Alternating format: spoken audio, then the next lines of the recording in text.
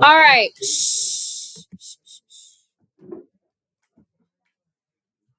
So today, 24.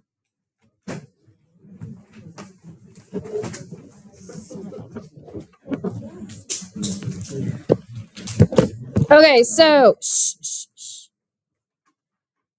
I'll be perfectly honest. There's very little on this lesson that's going to be new to you because we already technically did it back in Unit 4. Today's lesson is all about radical operations. The only thing that's going to be relatively new is that we're not just doing exclusively square roots. We're going to throw in some cube roots, some fourth roots, things like that. All right. But the rules are pretty much the exact same as the rules we've already done. Okay. So first off, multiplication. So the product rule for radicals. Basically, it just says that if you have the same type of root radical, and they're two separates, you can put them all together under one radical being multiplied. So the nth root of a times the nth root of b, you can make it as the nth root of a times b. All right, so it was the same square root rule that we're used to. Nothing changes, but it also applies to any root. So you can do it with cube roots, you can do it with fourth roots, as long as it's the same type of root. If it's not the same type of root, you can't do it. So let's try a couple of these. 1. Square root of 100, 50 times 2, which is what? 10. I thought you were saying 50 times 2. 50 times 2 is the square root of 100, which is 10. Now, this next one, you don't even really have to do the multiplication because what should it be? 6. Because that's the square root of 36 if you multiply 6 times 6, which is still just 6. Remember, if you have the same type of radical, especially if you're squaring it, a square times a square, the square root times a square root is a perfect square.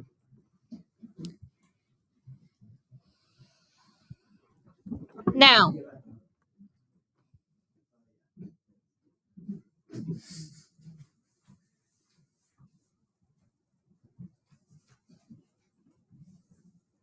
three. So be careful. You always got to do outside times outside, inside times inside. You never mix the two. So what's 5 times negative 4? Then we have the square root of what?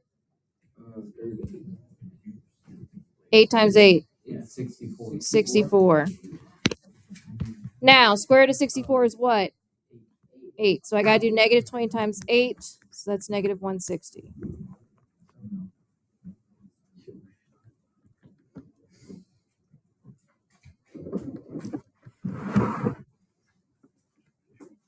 All right, now with these, if it helps, I like to reorganize it so that all the commons are together. So I put the numbers together, so 2 times 8. I put the x's together, so x cubed times x cubed. And then the y's together, y the fourth. So what's 2 times 8? 16. What's x cubed times x cubed? And then y the fourth. Square root of 16? Square root of x to the 6?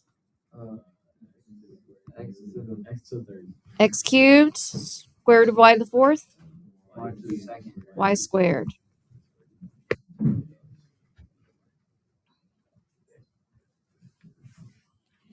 Now, all the ones that we've been doing so far have had perfect squares in them. But remember, sometimes that's not always the case. So, if I rewrite this, this is the square root of 10 times 20, which is what? Now, is 200 a perfect square? No, but I can simplify it down. So how do I simplify it? 102. So this is the square root of 100 times the square root of 2. So what's the answer? 10 square root 2. 10 square root 2. Good. So if the radical's simplifiable, simplify it. So even after you do the multiplication, I want it in simplest form.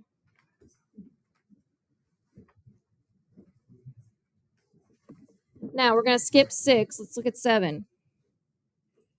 So we've done perfect squares. Now we're moving on to what?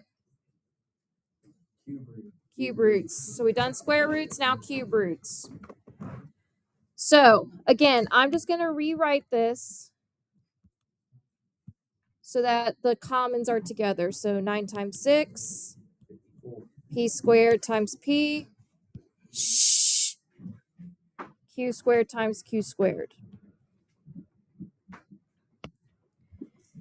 So 9 times 6 is 54. What's p squared times p? That's p cubed. P cubed. What's q squared times q squared? Q4. Q to the fourth. Now, remember, we're looking for cubes. So let's do the perfect cube method. What's the largest perfect cube that goes into 54? 27. 27. 27 times what is 54? 2. 2. So I can rewrite this as the cube root of 27 times the cube root of 2. So what's the cube root of 27? 3. And then the 2 stays under. Now, p cubed, is that a perfect cube? What is it? That's like 1. Not just 1, P. p. Now, q to the fourth. It's not a perfect cube because 4 isn't divisible by 3, but how many groups of 3 can I make? 1. 1. So I'm going to pull a singular q out because one group of 3 is q3. Cube root of q3 is q. How many do I have left over? 3. 1 q. Wait, what? I didn't. That 3 goes with the radical. Here, if it helps, put a little higher.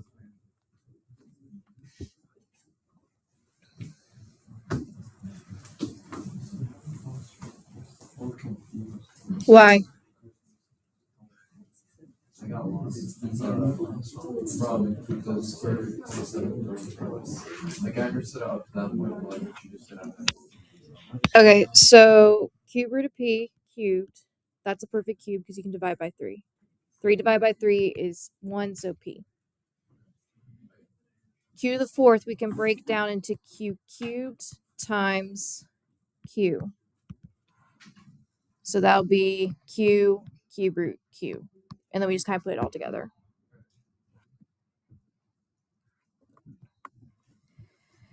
All right. Why do you got like a bracket?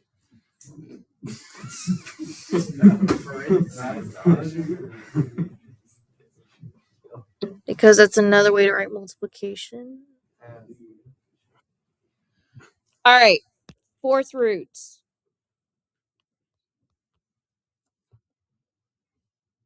What's 2 times 32? X is 7 times x to the 11th.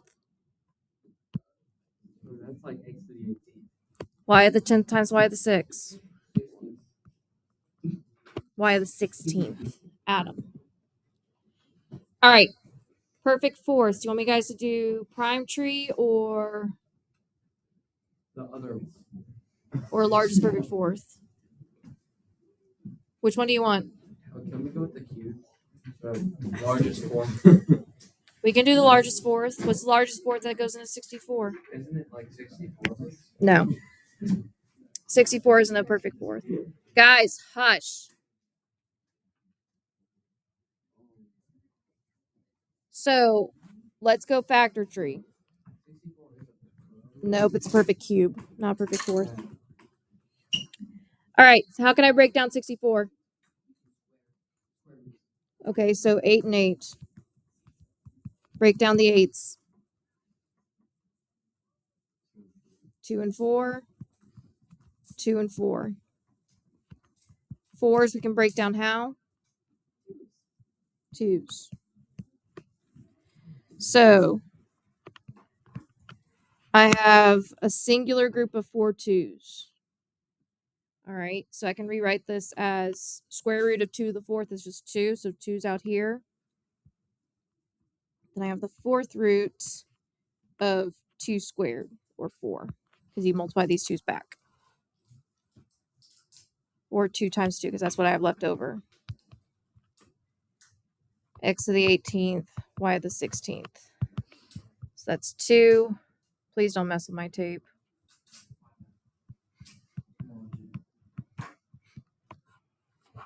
All right, so the big number is taken care of. X to the 18th. Is that a perfect fourth? No, it's not divisible by 4. But how many groups of 4 could I make? 4. So that would be our exponent on the outside, x to the fourth. What's 4 times 4? 16. So if I subtract 18 and 16, how many do I have left over? 2.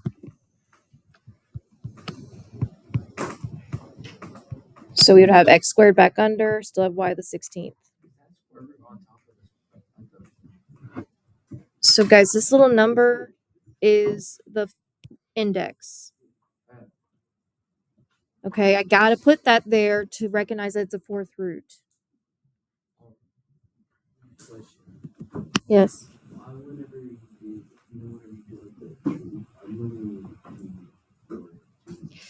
So because since we're doing a fourth root, we're looking for groups of 4. So 2 times 2 times 2, 4 times is 2 to the fourth. And that's a perfect fourth. Because if you fourth root that, you'll just get 2. It'll cancel out. And then whatever you have left over is what you put back under the radical. That's why. So it's the same thing with like cubes. You look for triples. Squares, you look for pairs. Fifths, you look for 5. All right, then y to the 16th, is that a perfect fourth? Yep. What is it? y4. So your answer is 2x to the fourth, y to the fourth, 4x squared. Yes. So how does that work with the, like, looking for groups of whatever? So your index, your index tells you how many should be in a group. All right, so for square roots, it's 2 because the index, there's an unspoken 2 there. For cube roots up here, you look for groups of 3. So if I broke down 54, for example, I can do 9 and 6, 3 and 2, 3 and 3, because I'm breaking it down to its primes. And if you look, I have 3 sets of 3.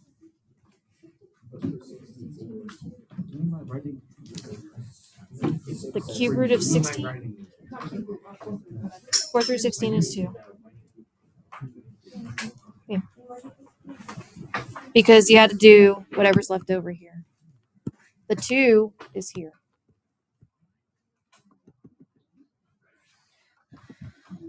So that's why it dictates the group of 3s, because technically we got the same thing that we got here, because 3 times 3 times 3 is 27. Does that make sense? Kinda.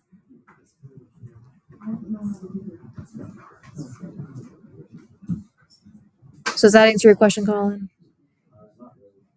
Okay, so what's the part that's kind of confusing you? Guys, hush! I'm not going to tell you again. Mm-hmm.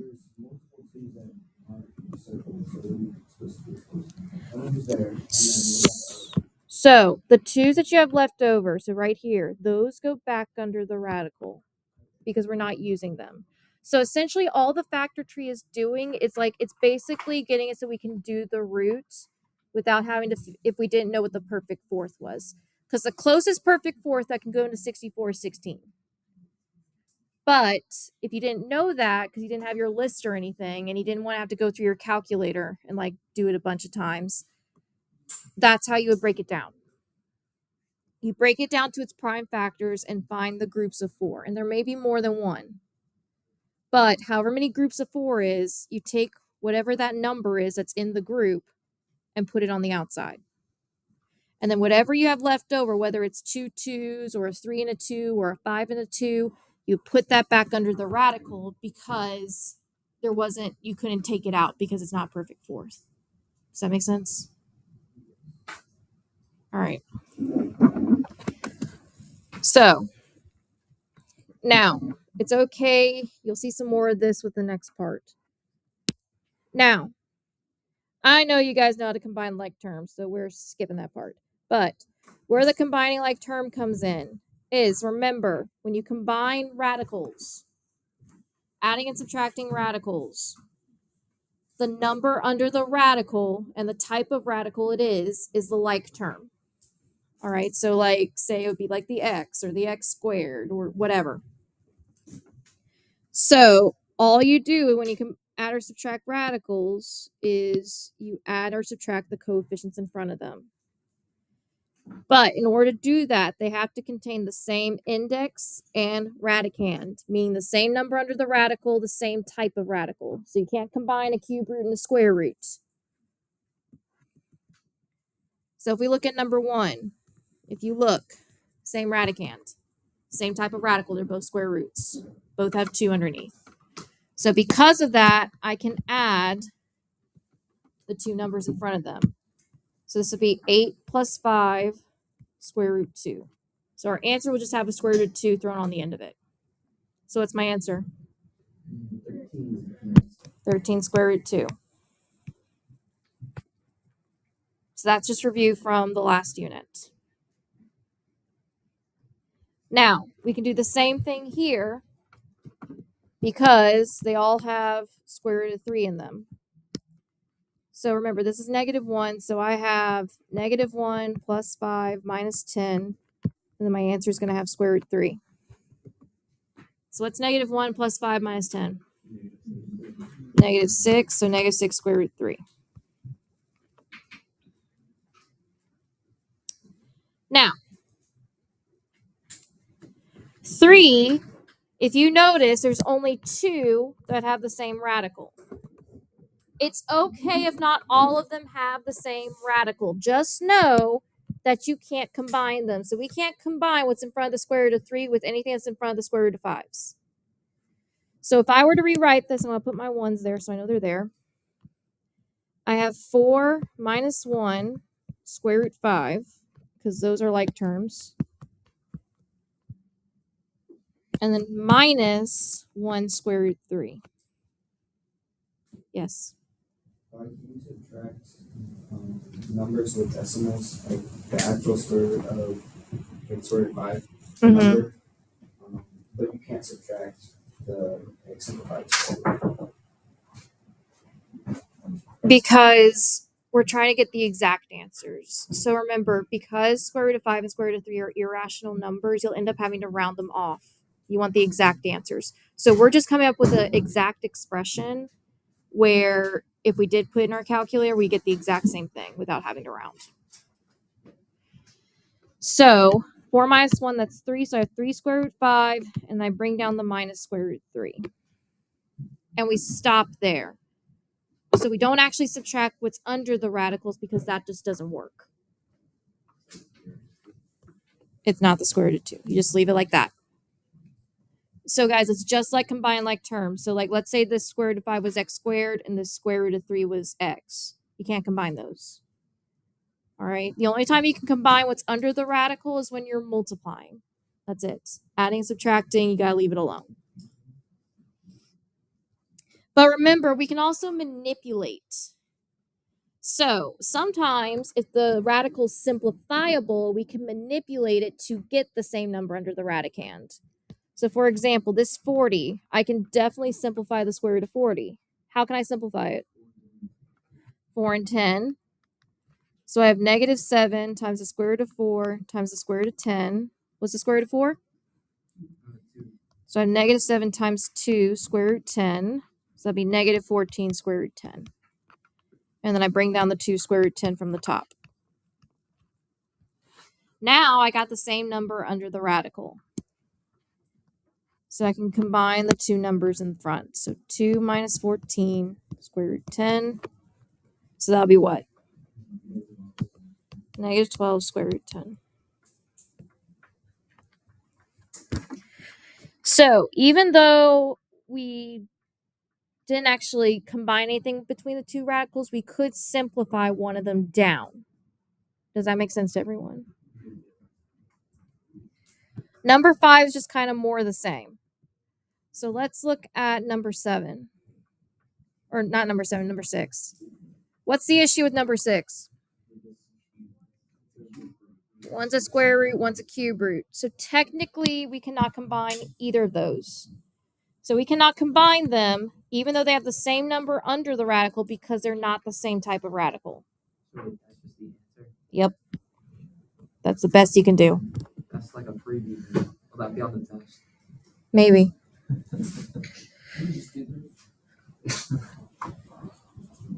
So guys, just know if it's not the same type of radical, you automatically can't combine them, even if they have the same number underneath. All right? Because there's a big difference between a square root and a cube root. Now, let's look at 7. So, let's simplify some radicals. So what can I simplify out of the first radical? 2 can't be simplified. X squared can. What's the square root of x squared? X. This is 5x square root 2. How can I simplify? So we simplify the x squared. How can I simplify 200? 102. What's the square root of 100? 10. So if I multiply 10 times 3, that's 30x square root 2. So 5x and 30x. So I have 5x minus 30x square root 2. So what's my answer? Negative 25x square root 2. It's just like combining like terms regularly. The x's don't cancel out. Everyone following so far? Yes. Yeah. 8's still kind of more of the same. So is 9. Look at 10. So what makes these different than the ones we've already done? They're all cube roots. So instead of taking perfect squares, we got to take perfect cubes. All right. So 81, what's the perfect cube that can go into 81? Not 3. Not 9. 27. 27. 27 and 3. Again, if you didn't know that, do a factor tree. What's the cube root of 27? 3. So I have 3 cube roots. 3's left over. And then the x. X is not a perfect cube, so we leave it. Minus the cube root of 3x, because we can't simplify that. How can I simplify 24? What's the perfect cube that goes in 24? 8. So 8 times 3. Cube root of 8? 2. So 2 cube root 3x. So if I combine, I have 3 minus 1 plus 2 cube root of 3x. So what is it? 4 cube root 3x.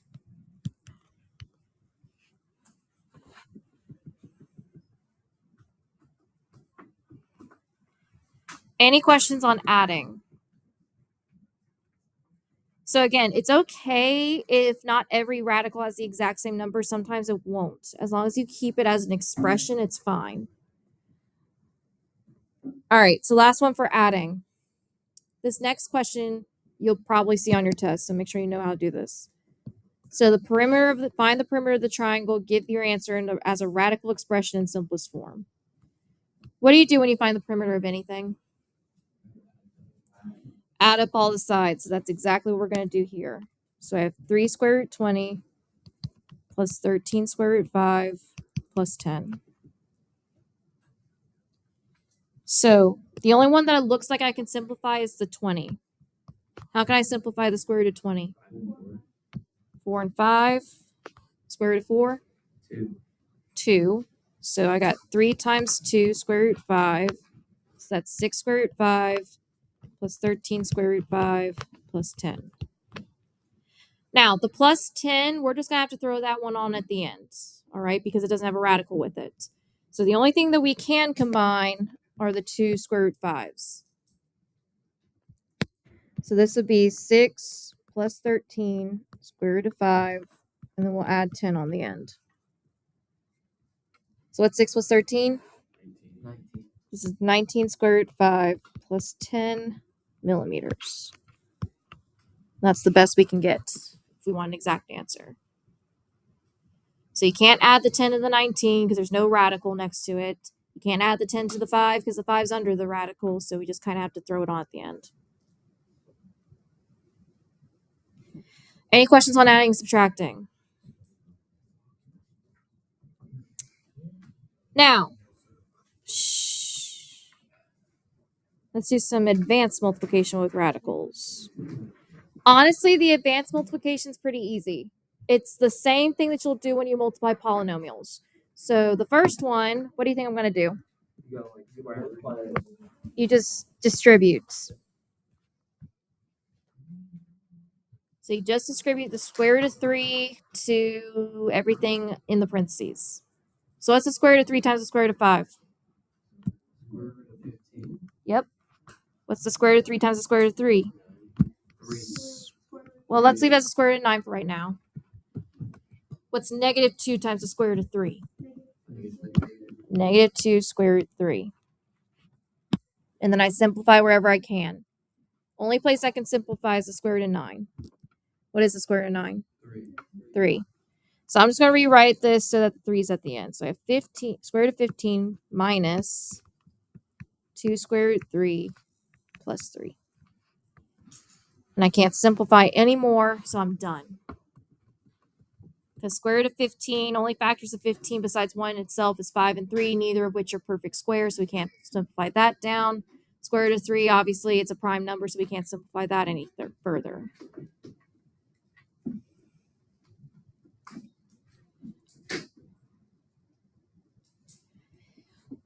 Now, 2, very easy. You can either FOIL or box method. I highly recommend doing a box. So I have 9 minus the square root of 2 on top, 5 square root of 12 on the side. And you do it just like you would a normal box method. So what's 9 times 5? That's 45. What's negative square root 2 times 5? Negative 5 square root 2. What is 9 times the square root of 12? What's negative square root 2 times square root of 12? Negative 24. Or negative square root 24. Now we're going to pull everything out from the box and simplify where need be. So 45 minus 5 square root 2 plus 9 square root 12 minus square root of 24. So I can simplify down the 24 and the 12. So how can I simplify down the 12? 4 and 3. What's the square root of 4? 2. So I have 9 times 2, which is 18 square root 12. 24. Perfect squares. 4 and 6. So this would be negative 2 square root 6. That should be a 3. Minus 5 square root 2, and then 45. Nothing else can combine, so we're pretty much done. So we can just leave it just like that. I still want the radicals simplified, though, if they can, even if they can't combine.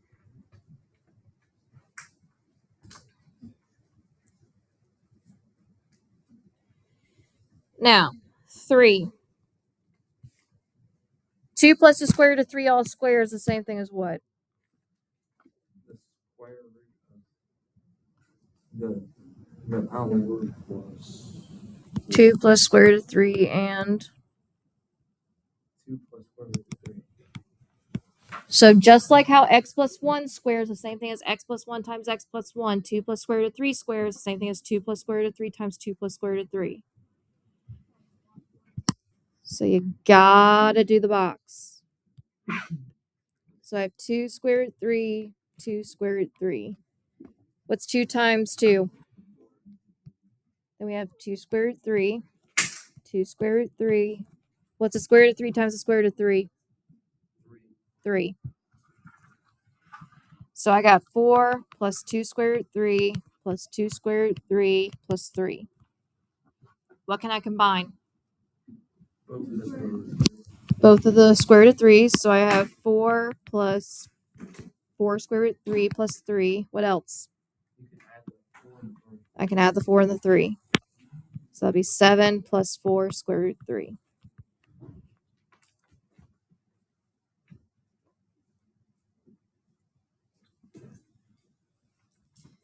All right, last one. Now this one's going to have a pretty special outcome. So when you do the box,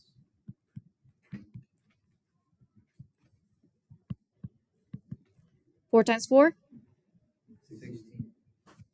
Negative 4 square root 10. Positive 4 square root 10. Negative square root 10 times square root 10? Negative 10. Now let me ask you this. What happens right here? They cancel out. Because negative 4 plus 4 is 0. 0 times anything is 0. So the square root of 10s will cancel out too. So I just got 16 minus 10, which is 6. What does that remind you of in polynomial land? What does this whole concept that we just did remind you of?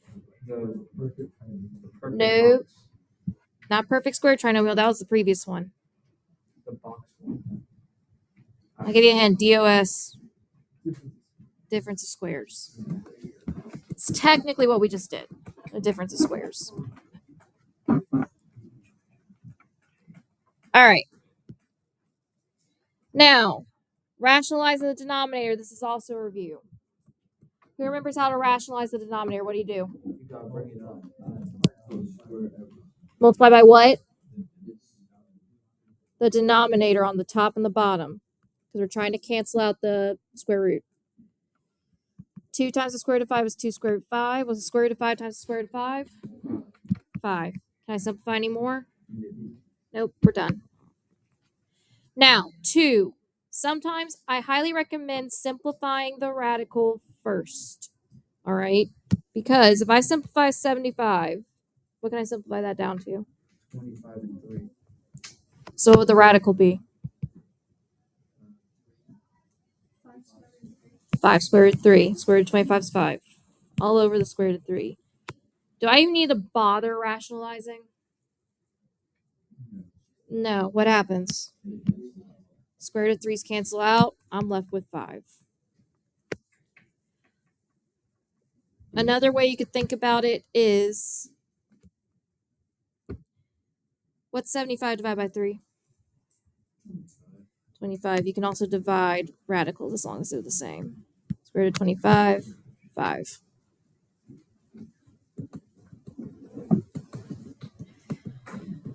All right. Now, 3.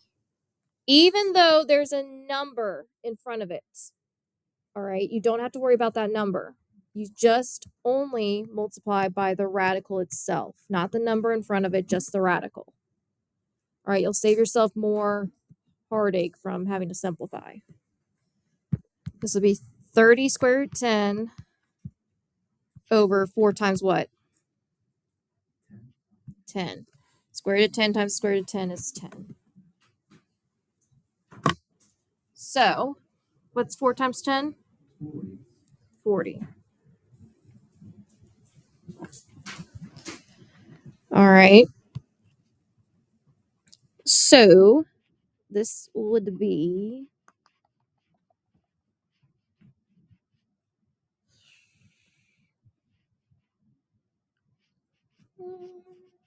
30 square root 10 over 40. How's that simplified down to? 3/4 square. So it would just be 3 square root 10 over 4. You can simplify the numbers on the outside. Just like we did when we did quadratic formula. If you can simplify the numbers on the outside, you can.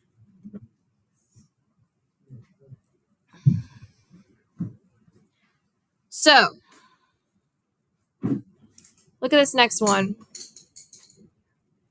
There's a big difference between what we've been doing so far. What's the difference? Cube root. Cube root. So when we rationalize the denominator, we just multiply the top and the bottom by the square root, and it canceled out. So here's the question. Think cube root. How do we cancel out a cube root? Multiply by the cube root twice. Why? Because you're trying to cancel out the cube root, right? So when you do a cube root, because it's a cube root, remember the cube root of 9 times the cube root of 9 is just the cube root of 81. Is 81 a perfect cube? No, it's a perfect square, not a perfect cube. But the cube root of 9 times the cube root of 9 times the cube root of 9 is the cube root of 243. Is 243 a perfect square? Or perfect cube, I mean. What is it?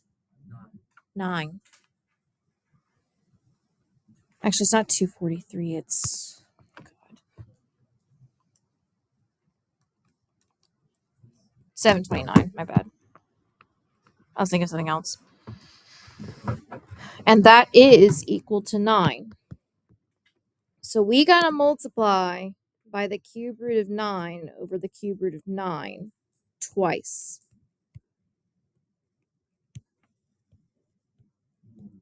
Because we're getting for a cube root. And a cube undoes a cube root. So that means you have to multiply to it 3 times. So this would become the cube root of 81 over 9.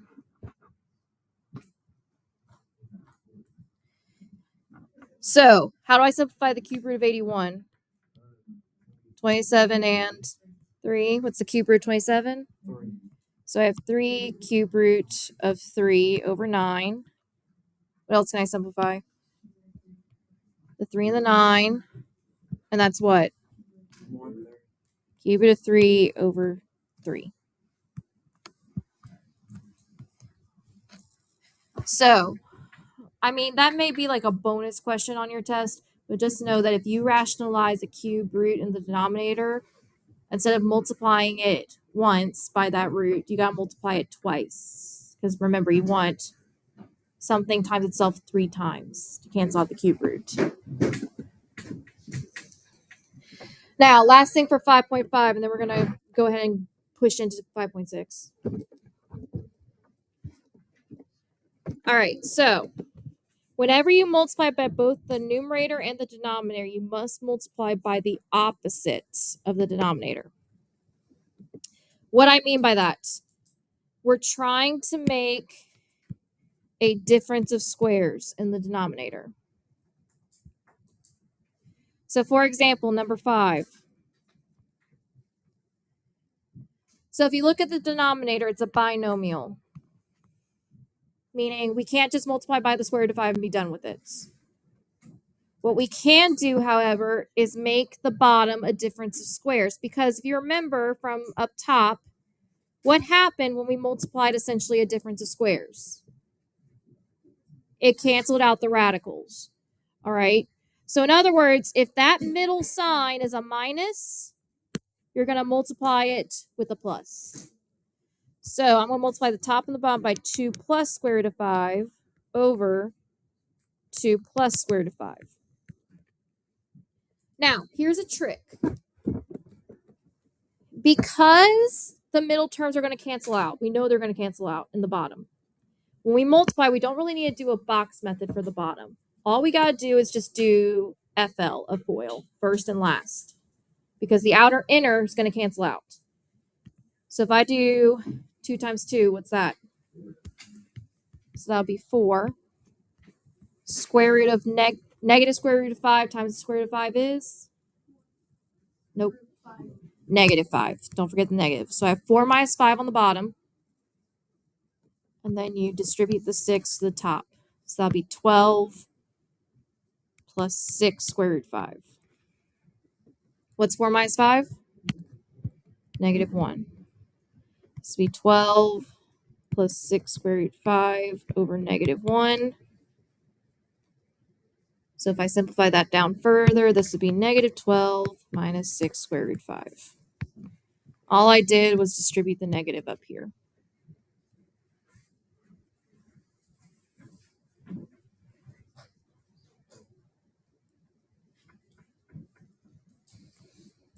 So for this one,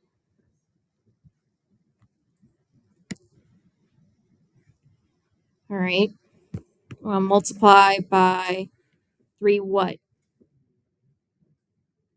3 square root of 7. 3 minus square root of 7. Because that'll give us the difference of squares. So for the bottom one, that's easy. I just go first and last. So what's 3 times 3? Square root of 7 times negative square root 7. Right. Top part, you gotta do a box. Like, just no way around it. So I got 5 minus the square root of 7. 3 minus the square root of 7, so that's 15. Negative 3 square root of 7. Negative 5 square root of 7. And positive 7. So this would be 5 minus 3 square root 7 minus 5 square root 7 plus 7. Do some simplifying. 5 plus 7 is 12.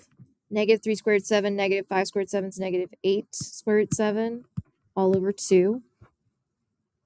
And remember, if all three of these numbers can be simplified, which they can be, simplified by 2, this would be 6 minus 4 square root 7.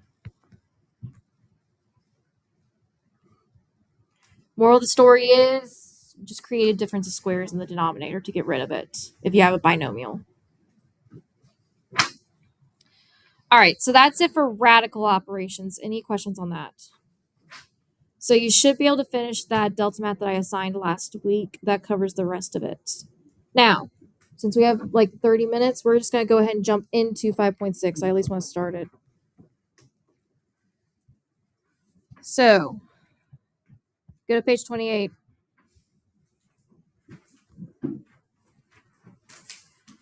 All right. Graphing root functions. So radical functions. The only two that you need to worry about in this class is graphing a square root and graphing a cube root. Those are the only two. All right. We don't really deal with graphing any other type of root. Now, let's think logically here. I'm going to create a table for the square root function. What is the lowest value of x that I can have under that radical where the numbers will remain real when I take the square root? So what number can I plug in for x? What's the lowest number that I can plug in for x? 0.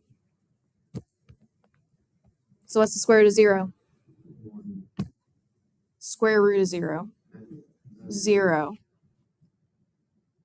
All right, what's the next highest perfect square from 0? Square root of 1. Next highest perfect square? 4. Square root of 4? 2. Next. 9. 3. Then 16. 4. So there's our points.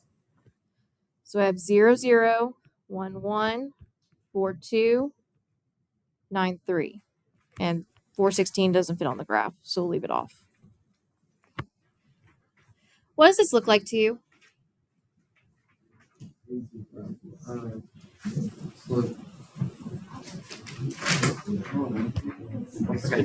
If I drew the rest of it this way, it's actually a sideways parabola.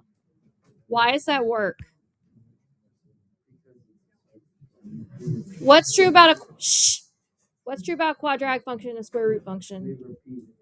They're what to each other? They're parallel. No. Starts with an I. They're inverses of each other. All right. So they flip each other. You'll learn in Math 3 that all you do is just flip the x and the y. That's exactly what it does. Because if you notice, 1 squared is 1, 2 squared is 4, 3 squared is 9, 4 squared is 16. You just flip the x and the y. Now, pattern-wise, I just say you got to know your perfect squares. So you got to know the top table. That's kind of what you use as a basis, the top table. Now, remember, the square root of x is known as the parent function of a square root function. What does parent mean? Parent function. Talked about this before with quadratics.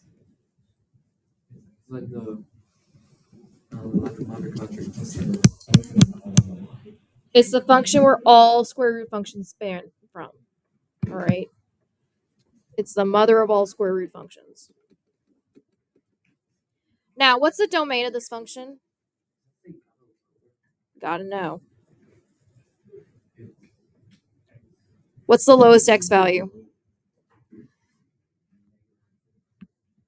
What's the lowest x value?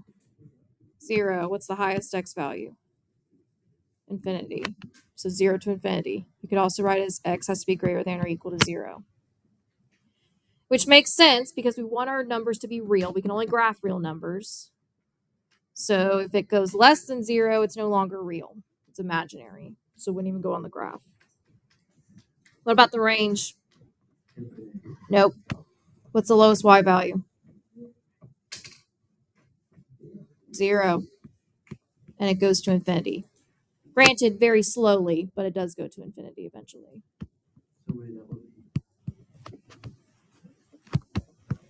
So as long as you state either one of these, you're fine.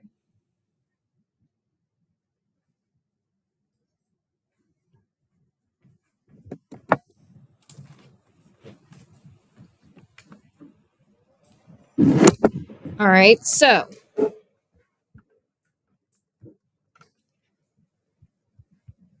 let's try cube root now. So think about what we did to get our points over here. So think perfect cubes. So what's the lowest perfect cube that I could put in? Technically not 0, because what's true about perfect cubes? They can also be what? No. Could be split up and like turned into squares. No. What can I have under a cube root and still get a real number? A negative. So in reality, you can put any number under a cube root as long as it's within the perfect cubes. So the first perfect cube I'm going to start with is -8. What's the cube root of -8? -2. Now, the reason I start with -8 is that's the lowest x value that could fit on my graph. All right, you could have gone like -64, which is cube root of -4, or -4 cubed. All right, what's the next perfect cube after this going up? -1. Cube root of -1, then 0. That's 0, 0. What's next? 1 positive. 1, +1, and 8, 2.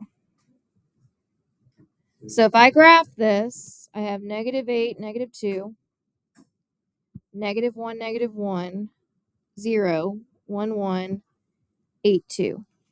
So the graph's going to look like this.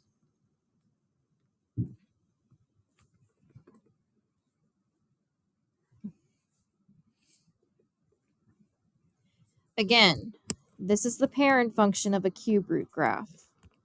So it's the mother of all cube root graphs. Pattern, once again, you got to know this. And you'll see why when we do some more advanced ones. But you got to know that. At least those x values. You got to know that. What's the domain of this function? All real numbers. So you can put all real numbers. You can put from negative infinity to positive infinity. That's fine. What's the range? Still all real numbers. It's slowly going up and down, but it is doing so nonetheless. Say it again. Cube root. So this is a square root function. This is a cube root. So the reason we're graphing these is that these are the parent functions. Now,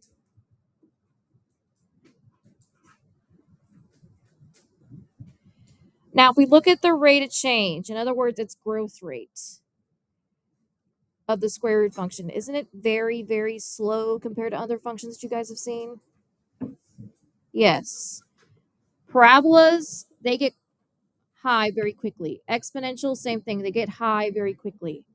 Even linear, depending on how big or small the slope is, they still get high or low pretty quickly.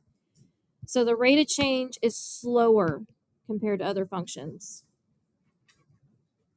Which makes sense because we put a big number in for x, we get a smaller number for y when we take the square root or cube root.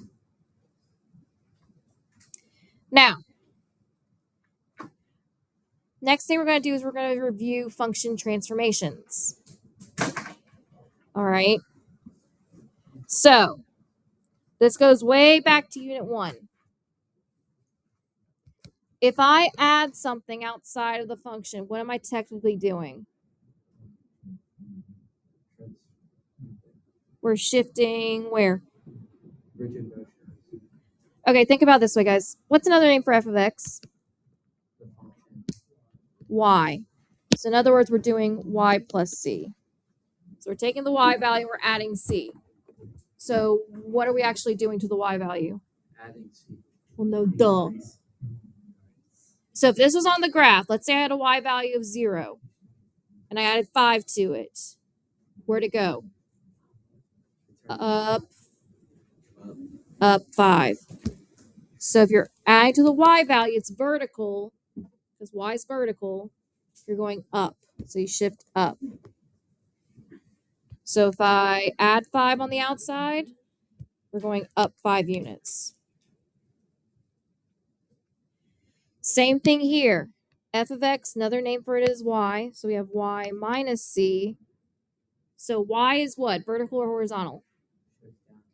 Right. It's vertical. So that means we're going to shift down if we're subtracting.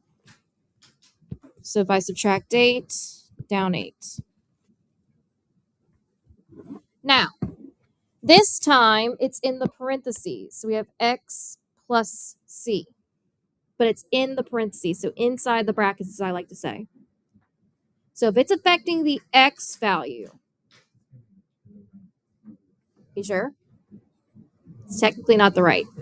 It's left. So it's left. Verb shift left.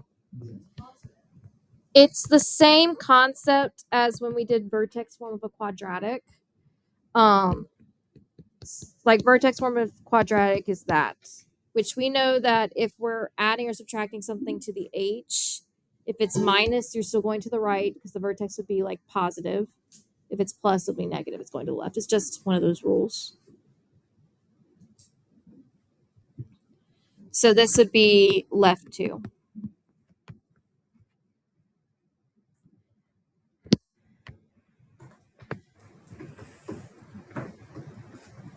So minus c would be shift right.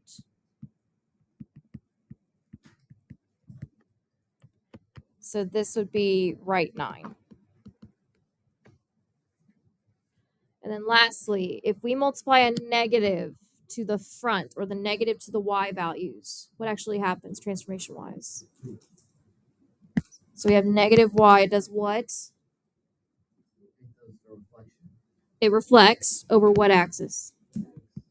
The x. So we reflect over x-axis. Because the y values change, the x values don't. So that's what we do here. We reflect over x-axis. So if we look at these, all right, if you notice, f of x is our parent functions. And it's asking what we do, what's the difference between the graph of g to the graph of f? So in other words, what's the function transformation? So if we started with f of x and we went to g of x, what's the only difference between f of x and g of x? It's down 3. Because of that minus 3 on the outside. All right. If I go from f of x to g of x here, what happens? We go right to and something else. Reflect over x axis.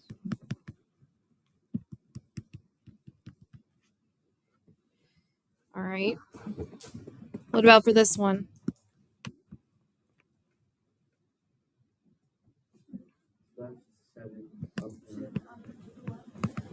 Shift left 7 and up 9. Good. So these will help you when you are graphing. So knowing these transformation functions is really helpful when you start graphing these by hand. Specifically, they help you with the table aspect. Because think about it. If I were to make a table to represent example 3, all right, what's under the radical affects the x's. So what do you think I want to do to my x values for my parent function? So here's my parent function. So I have 0, 1, 4, 9. What do you think I'm going to do to my x values for my new graph? Add 7. So you just add 7 to all of them. My y values, I have 0, 1, 2, 9, or 3. What do you think I want to do to those for my graph? Add 9. So knowing those transformations and what value they affect, that's how you can figure out your new points. So just from that, if I was to graph that table, the points would be 7, 8, 11, 16, 9, 10, 11, 12.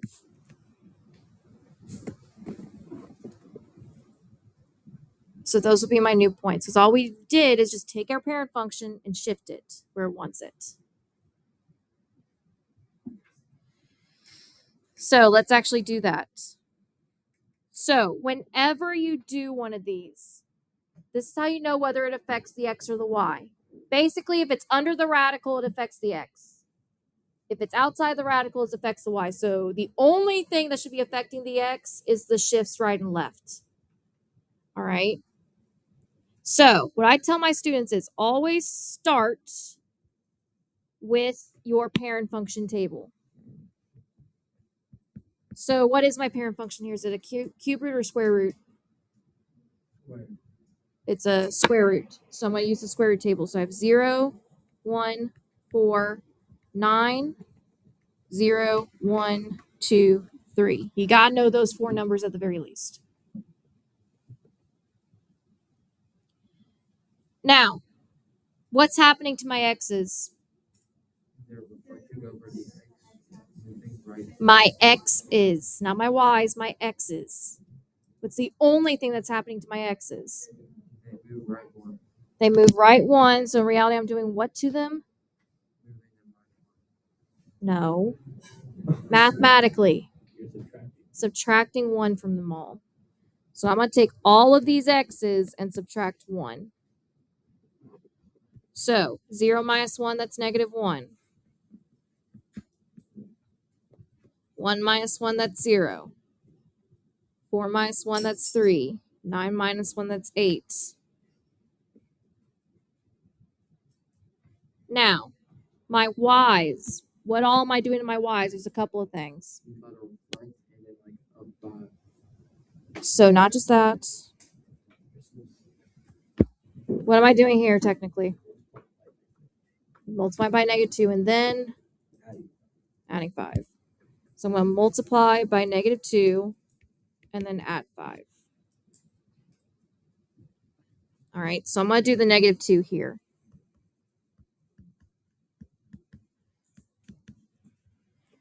All right, 0 times negative 2 is 0. This is negative 2. -4, -6. 0 plus 5 is 5. -2 plus 5 is 3. -4 plus 5 is 1. -6 plus 5 is -1. So what you don't reflect. Technically, you did. You'll see. So this is the chart that I graph. So this would be -1, 5, 0, 3, 3, 1, 8, -1. So my graph looks like this.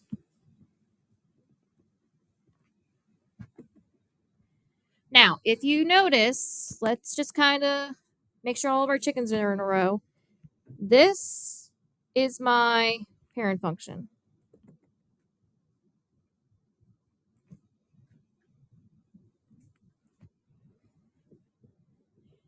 I definitely reflected across the x-axis. All right, because if you notice, it's flipped. Like the direction of the graph, it's flipped. Instead of going up, it's going down, right? Now, let's see if I went up 1 and over 5. So up 1, or sorry, right 1. So right 1 and then up 5. 1, 2, 3, 4, 5. Now, the other thing that happened is that we had to multiply by -2.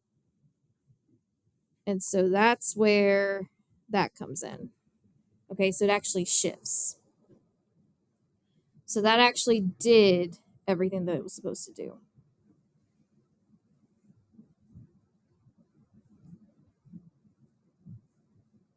So that's the answer. The red graph is your answer. So this is the graph that I want. I was just showing it to you in relation to the parent function.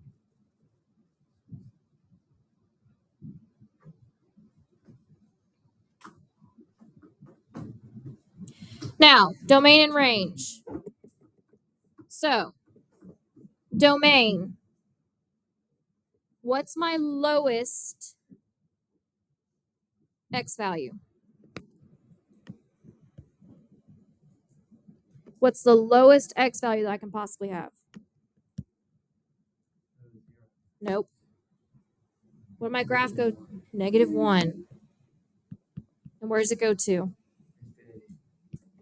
Range. What's my lowest y value? Doesn't it go down forever? So it's -infinity. What's the highest? 5. Now, here's how you can tell your range and domain without actually having to look at the graph. If you take what's under the radical, we know that the radical has to be less than or greater than or equal to what under it? What value can we not go past under the radical if we were to evaluate? In the parent function. -1. In the parent function. 0. 0. So what you do is you set x minus 1 equal to 0, solve for x. Where did I get -1 from? Oh,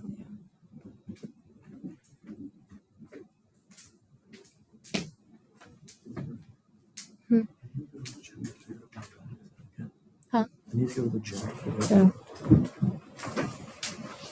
Wait a minute. That's 1.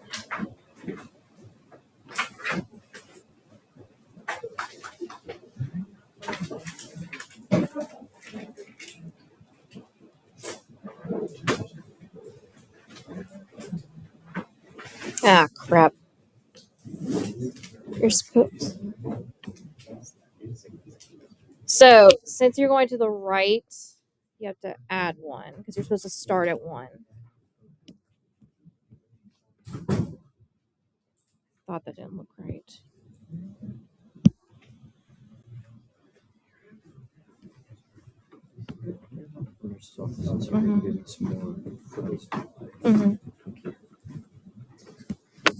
Doesn't really change the y values at all. The y's stay the same.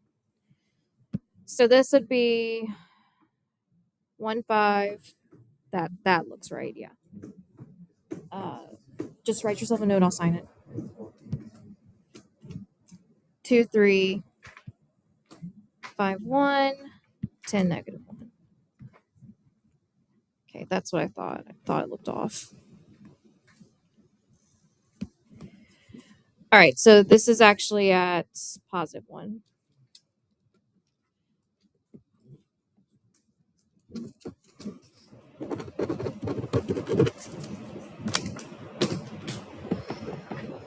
So, depending on this, we know it's right 1. That means we technically have to add 1. You got to do the opposite for the x's. I forgot about that. My bad. So, that's how you figure out the domain. That tells you what your lowest x value can be, set equal to 0. So, let's do 4b.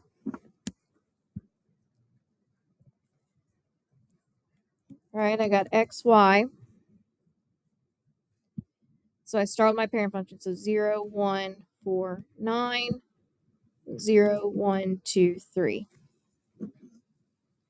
Now, is anything going to happen to my x's? No. Your x values are going to stay the same. Only thing that's going to happen is to your y values. All right. So your y values, what's going to happen is that we're going to multiply by a half and then subtract 8. All right. So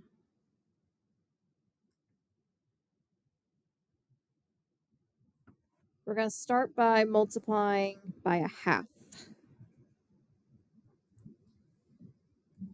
So my x's stay exactly the same because they don't change. Now, I'm going to multiply by a half up here. 0 times a half, still 0. 1 times a half is 1/2. 2 times a half is 1. 3 times a half is 3/2. Now I'm going to take those numbers and minus 8 to them. So 0 minus 8, that's negative 8. Negative 8 minus 1/2, that would be negative 7.5. So that would be, I'll just put 7.5. 1 minus 8, that's negative 7. And then negative 3/2, that's negative 6.5.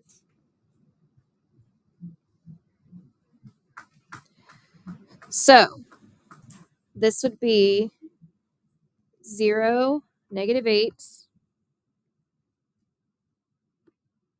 1, negative 7.5, 4, negative 7, 9, negative 6.5. So it still looks like the parent function, but it got thinner because we multiplied by a half and it got shifted down 8. So domain, what's my lowest x value?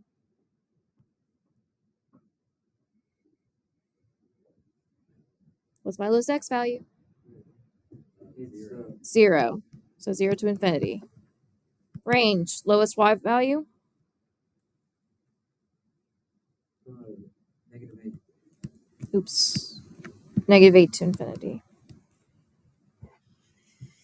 So we'll do some more with this tomorrow. I'm going to stop here for today.